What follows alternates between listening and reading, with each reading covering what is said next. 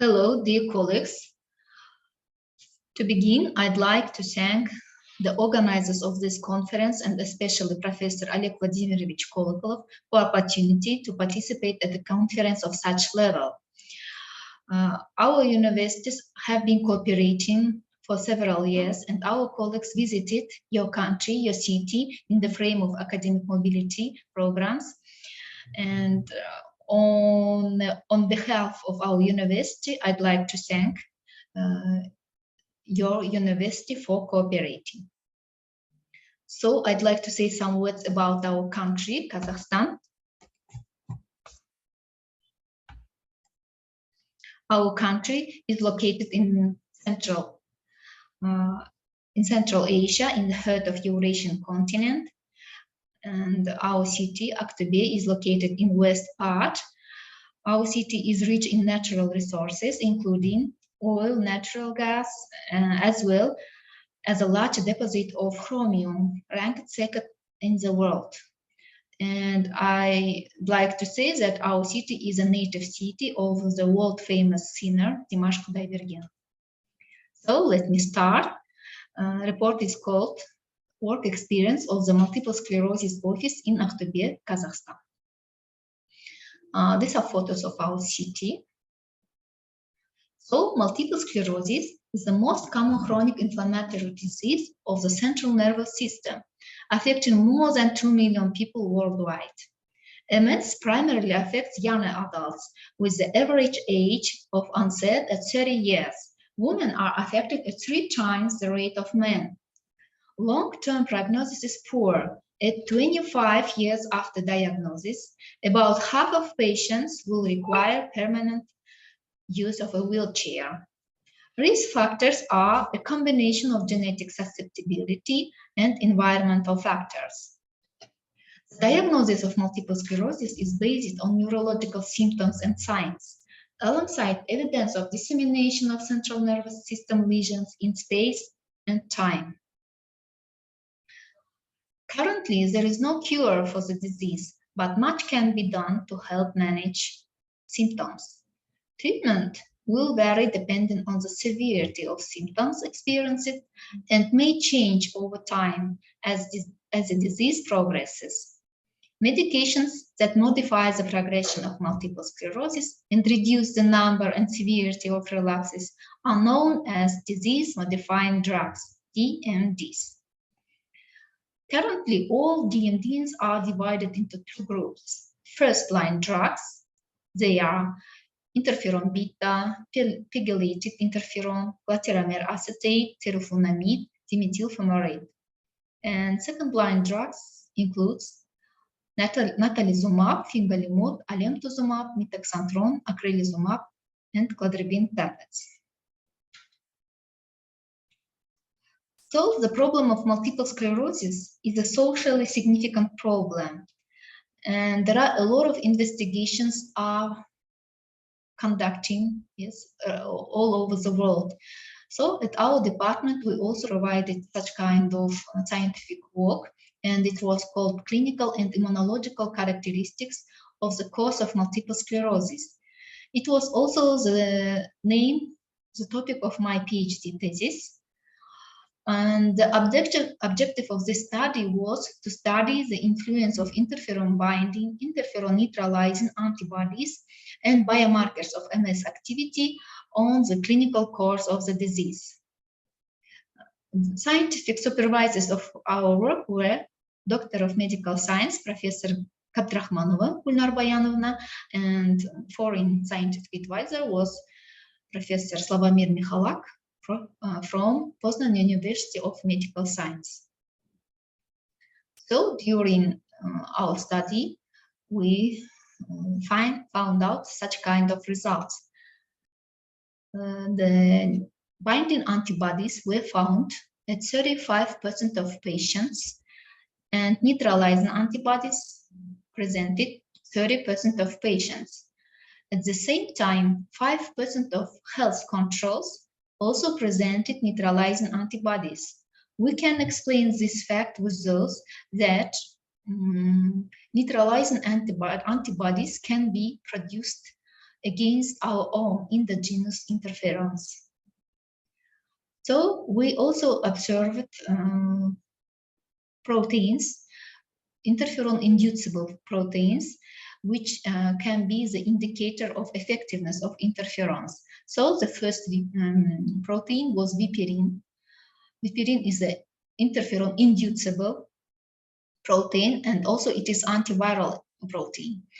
The content of viperin in our study didn't show any changes, any differences in compared groups. The next protein, USP18, showed some changes 1 year after treatment. In the group of patients, the level of USP increased significantly, and it is also was higher in group of patients compared with healthy controls. It means that USP18 is a interferon-inducible protein, and it can be an indicator of effectiveness of this treatment. SOX3 also showed the same results. It was increased 1 year after treatment in patients group, and it was higher in patients receiving interferons comparing with control health controls. Interleukin-17F, it's pro-inflammatory protein, pro-inflammatory cytokine.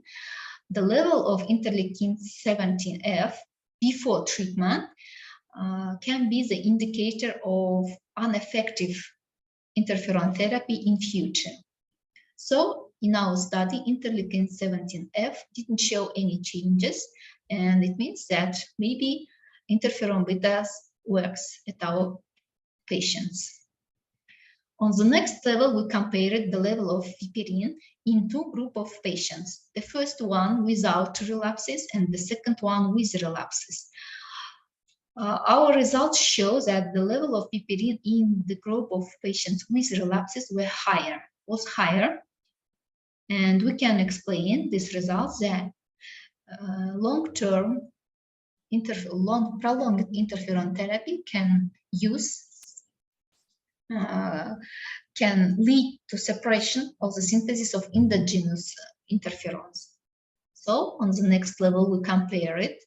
We provided correlation between the disability score and USP18's content, and we find out that there was a negative correlation between these indicators, and the high level of USP was associated with the low level of disability, and it is again means that USP18 can be the indicator, can be the biomarker of effectiveness of interferons.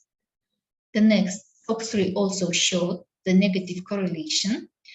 The high level of SOX3 associated with the low level of disability, and SOX3 can be used as a biomarker of interferon effectiveness.